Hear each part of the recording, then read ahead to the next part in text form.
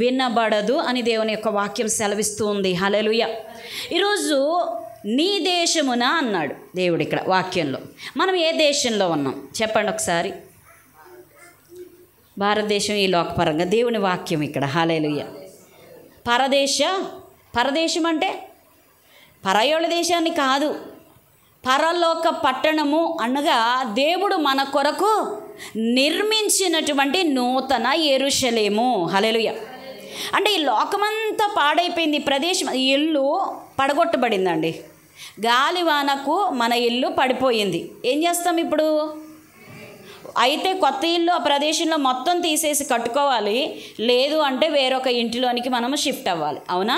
ఈ భూమి యందు నివసించుటకు కొంతకాలమే తప్ప తదుపరి మనకి ఇక్కడ అవకాశము లేదు.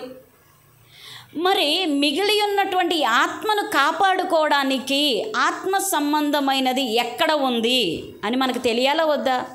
ఈరోజు శరీరానికైతే భూమి మీద జీవించడానికి అవకాశం ఉంది. మరి లోపల దేవుడిచ్చినటువంటి ఆత్మ ఎక్కడికి వెళ్ళాలండి? పరలోకానికి వెళ్ళాలా లేదా? వెళ్ళాలా వద్దా? మరి వెళ్ళవలసి ఉన్నటువంటి ఆ పరలోక సంబంధమైన దాని గురించి ఏమన్నా ఆలోచిస్తున్నారా అని దేవుని యొక్క మాట సెలవిస్తూ ఉంది. ఈరోజు ఇక్కడ చూడండి, ఇకను నీ దేశమున బలత్కారం అను మాట వినబడదు, నీ సరిహద్దులలో పాడు అను మాట కానీ నాశనము అను మాట కానీ వినబడదు. హల్లెలూయా. రక్షణయే నీకు ప్రాకారములనియు ప్రఖ్యాతియే నీ గుమ్మములనియు నీవు చెప్పుకుందువు అని దేవుని యొక్క వాక్యం సెలవిస్తుంది.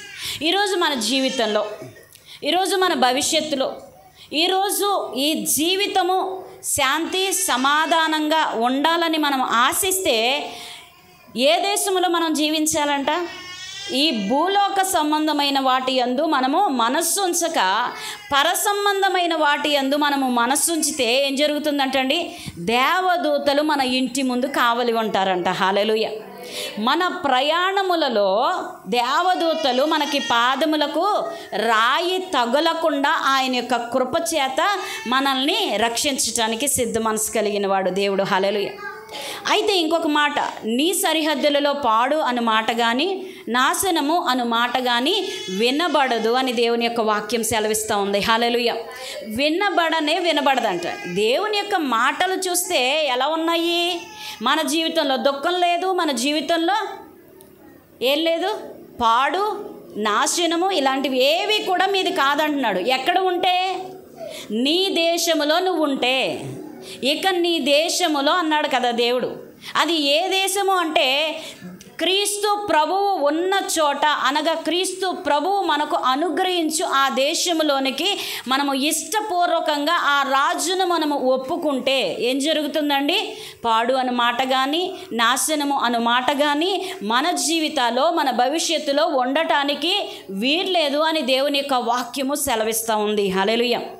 అయితే ఇక్కడ చూడండి 19వ వచనంలో, ఇక మీదట పగలు సూర్యుని ప్రకాశము నీకు వెలుగుగా ఉండదు, నీకు వెలుగిచ్చుటకై చంద్రుడు ఇక నువ్వు ప్రకాశింపడు, యెహోవాయే నీకు నిత్యమైన వెలుగవును. హల్లెలూయా. ఆయన వెలుగు ముందు ఈ వెలుగు అంటే మనకు వెలుగుగా ఉండదండి. ఎందుకంటే మనం ఇక్కడ ఈ వెలుగునే చూస్తున్నాం కాబట్టి ఇదే వెలుగు అంటున్నాం. కానీ ఆయన ఇచ్చే వెలుగు సూర్యుని వెలుగు కాదంట, చంద్రుని వెలుగు కాదంట. ఆయనే నిత్యమైన వెలుగుగా నీ జీవితంలో ఆయన కార్యం చేయడానికి ఇష్టపడుతున్నాడు. హల్లెలూయా. ఆయన చెప్తున్నటువంటి మాట ఇంకోటి చూస్తే, నీ దేవుడు నీకు భూషణముగా ఉంటాడంట. ఎలా ఉంటాడంటే దేవుడు భూషణముగా. భూషణం అంటే హల్లెలూయా. ఎలా ఉంటానండి? కిరీటం దేనికి సాదృశ్యం చెప్పండి? విజయానికి, నెక్స్ట్ ఘనతకు, విజయానికి, గొప్పతనానికి సాదృశ్యంగా భూషణము అని అంటారు.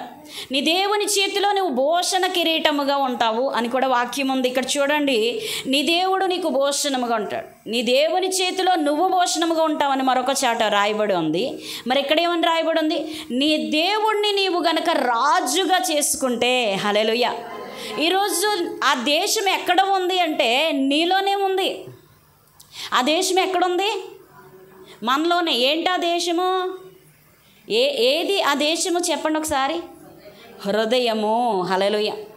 పాడైపోయిన నీ హృదయాన్ని దేవుడికి అప్పగిస్తే ఏం చేస్తాడండి దేవుడు? గొప్ప దేశంగా, గొప్ప ఖ్యాతి, గొప్ప పేరు, గొప్ప అనుభవమును దేవుడు నీకు చూపించాలని ఇష్టపడుతున్నాడు. నీ క్రియల మూలముగా నువ్వు తెచ్చుకున్నటువంటి ఈ సమస్త బంధకముల నుంచి నేను నిన్ను విడిపించి సంపూర్ణమైనటువంటి మరి గొప్ప విజయాన్ని నీకు ఇవ్వడానికి నేను ఈ లోకానికి వచ్చాను. అమ్మా, నా మాట వింటున్నారా? అయ్యా, నా మాట వింటున్నారా అని దేవుడి దినమున అడుగుతున్నాడు మనల్ని. హల్లెలూయా. ఈరోజు నేను నీకు విజయాన్ని ఇవ్వటానికి వచ్చాను. ఈరోజు నాకు పని పాట లేక ఏదో విహారయాత్రకు నేను పరము నుండి దిగి వచ్చి మిమ్మల్ని చూసి నేను వెళ్ళిపోవడానికి రాలా. ఏదో కొంతమంది నచ్చారు అని చెప్పి, నన్ను ఇష్టపడుతున్నారని చెప్పి తీసుకెళ్ళడానికి నేను రాలేదు. ఇక్కడ పాడైపోయిన జీవితాలను బాగుపరచడానికి మాత్రమే నేను వచ్చాను అంటున్నాడు ఆయన. హల్లెలూయా. ఈరోజు నేను పాడైపోయాను అని మీలో ఎవరన్నా అనుకుంటే, ఈరోజు మనకున్నటువంటి హృదయం దేవుని ముందు పెడితే మురికి గుడ్డ వలె ఉందండి. ఎవరన్నా గమనించామా? ఈరోజు మన జీవితము దేవుని ముందు మురికి గుడ్డ వలె ఉందంటండి. గమనించండి ఒకసారి. మనము గొప్పవారిగా, మనము ధనమున్న వారిగా, మనకు ఏదో పరపతులు ఉన్నవారిగా మనము ఆలోచిస్తున్నాము. కానీ దేవుని ఎదుటకు వెళ్ళేసరికి మన యొక్క వెలుగు, మన యొక్క నీతి, మన యొక్క పరపతి, మనకున్న జ్ఞానము, మనకున్న ఖ్యాతి, మనకున్న పేరు దేవుని ఎదుట వ్యర్థముగా అయిపోతుంది. ఒకసారి గమనించండి. హల్లెలూయా. ఈరోజు నీ హృదయం అనే దేశాన్ని దేవునికి ఇవ్వగలుగుతున్నావా? ఈ నీ దేశంలో ఇక్కడ దేవుడు స్పష్టంగా చెప్పాడు, ఇకను నీ దేశమున అన్నాడండి. హల్లెలూయా. ప్రతి మానవునితో దేవుడు చెప్పే మాట ఏంటి అంటే, నీ దేశమున. హల్లెలూయా. హృదయం వల్లే కదా అన్నీ మనకు కావాలనుకున్నా వద్దనుకున్నా హృదయం వల్లే కదా. ఏది పొందుకోవాలన్నా, ఏది పోగొట్టుకోవాలన్నా హృదయ వాంఛలను బట్టే కదా. మన జీవితం పాడవ్వాలన్నా, బాగుపడాలన్నా, దేవుని యొక్క చిత్తమును గ్రహించుకుంటే, దేవుని యొక్క చిత్తమును విడిచిపెట్టుకుంటే ఏం జరిగినా ఏం జరగకపోయినా దానికి కారణము మన దేశము వలనే. హల్లెలూయా. అది ఏ దేశము?